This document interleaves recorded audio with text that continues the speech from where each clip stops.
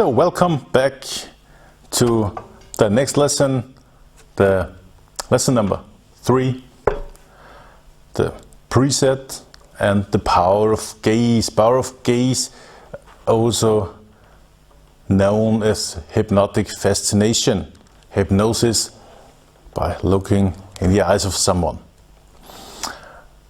And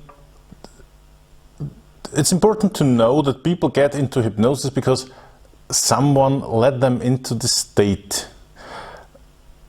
So they have to believe, they have to really believe that you are able to hypnotize them, and then you will get great results. In the last lesson of this course, I've told you how you can build rapport on an unconscious level, and now it's important and necessary to be the hypnotist. And how this works in detail to become the hypnotist, you will learn in lesson 5 of this course.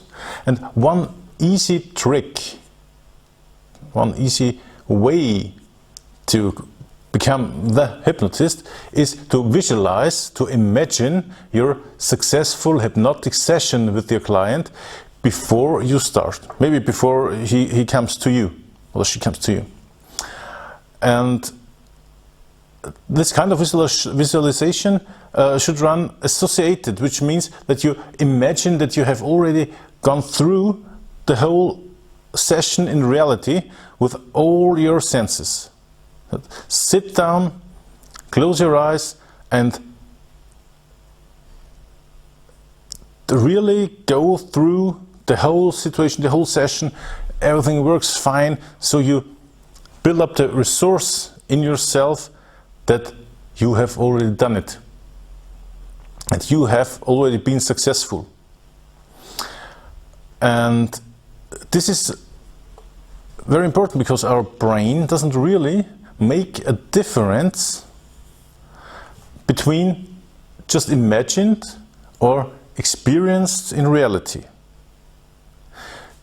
This is important for not only for hypnosis, for every situation. You can train situations before they are really happening only by imagining it with all senses, to visualize it and to feel it in your body and feel it everywhere, what you hear, what you see, how it smells, how it feels, every sense.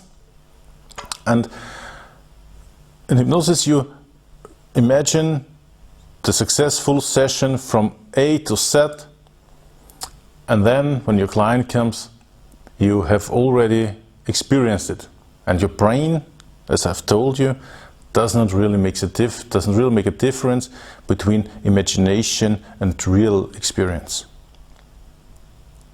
Another little success secret in hypnosis is that you have to touch your clients before doing hypnosis. Maybe it sounds a little bit weird, but it's like that. If you touch someone, maybe on the back, and you should have the permission to do it, of course, or on the arm, it builds up a kind of relationship between you and your client. It builds up rapport. If you touch someone friendly at the back, maybe you lead him through your practice, the body of your clients produces oxytocin, is a hormone which builds up the relationship between you and your client. This also works with people in business relations or in love, yes, or with children. Build up the bonding. The baby comes to the world and lies at the skin of the mother. Oxytocin is poured out, and if you kiss someone, oxytocin is poured out. If you embrace someone, oxytocin, and you feel good, it feels very good because this is oxytocin. If a waiter or waitress touches the guests in the restaurant, they get about 15% more tip because of oxytocin. And so you should really use this knowledge. You have to touch your client before the session. If you use the instant report technique first, you have enough touches. Because it's enough, because we've touched him or her several times at the back, and friendly and trustful, and so this will work fine. You don't have to touch them more than the instant report technique I've showed you in lesson 2, I think. The next step would be to give your clients some tasks to do. Only small tasks, things like please come one step forward and one step beside, or take a deep breath in and out, and close your eyes and open your eyes, and please sit down and stand up. I will show you a short in this video. Okay, then close your eyes, take a deep breath, breath out, open your eyes again, then put your feet close together. Okay, very good, and then we can start. The reason why we do that is that the client learns that he has to follow our suggestions, and if we say something, that they follow us, that we can lead them. This produces micro commitments, and this will make our work, the later work, easier, because they have learned consciously and unconsciously that we lead them, that they have to follow our suggestions.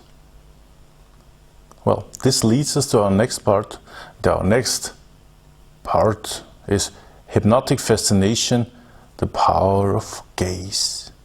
Maybe, or I'm sure, you've heard about hypnosis only by looking someone in the eyes. The hypnotic gaze, hypnotic fascination, is a fundamental hypnosis technique, and it has been it from the beginning. But during the times, it got lost, because the scientists couldn't explain the power of gaze, and it was not easy to use the power of gaze, because you have to train it, you have to learn it. It's much more easier to read a script. You know, you have and you go deeper and deeper, down, down, blah, blah, blah, you know. But the fact is that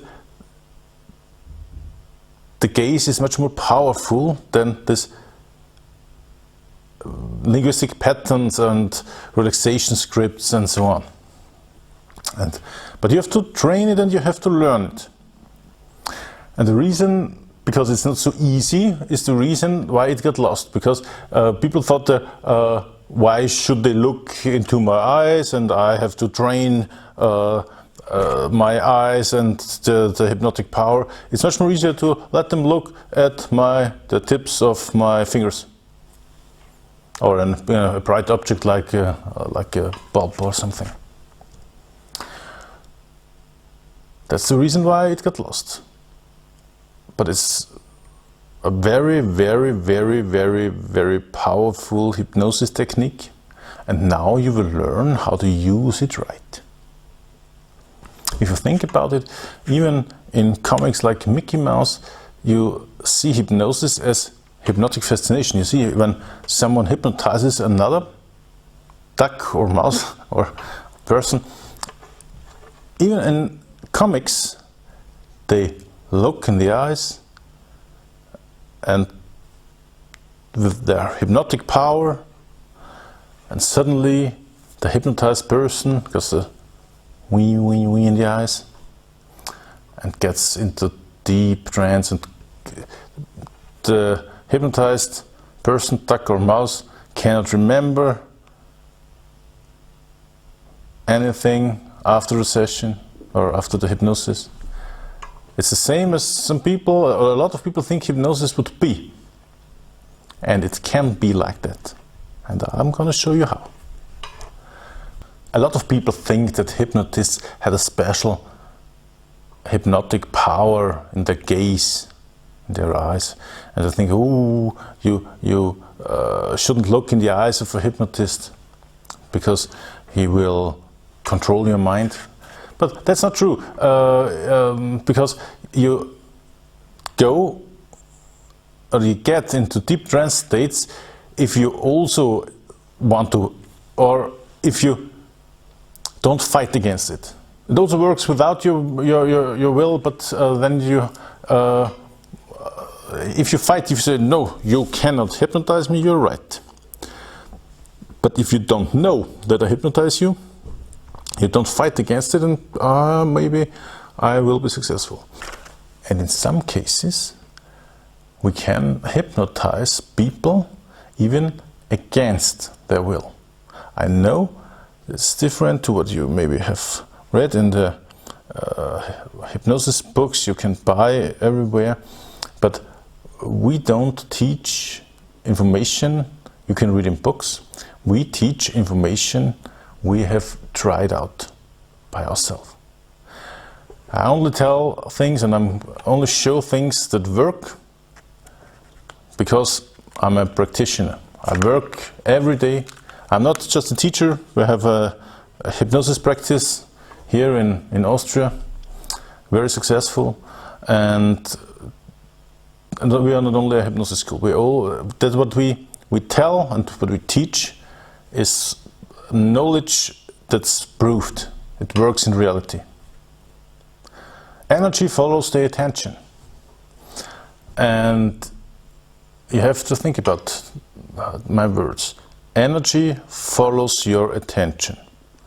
And where is your attention? Your attention is where you look at. When you look at something, there is your attention. And there goes your energy.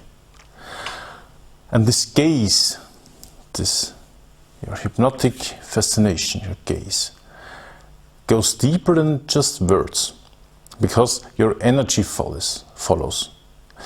And that's, I think, a large part of the explanation.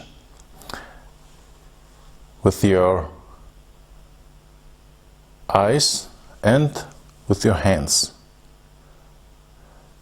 you control your attention. Where your hands are is your attention, and where your gaze, where your view is your attention, there is your energy. And so we work a lot with our gaze and with our hands. Easy explanation, I think. And our attention, our gaze goes deeper than just words because our energy follows. Just try this at home. From now on, look people in their eyes when you tell them something. When you want them to do anything and you tell them, please do that. And in the moment in the time you talk to them, you gaze them in their eyes. Not only in their eyes,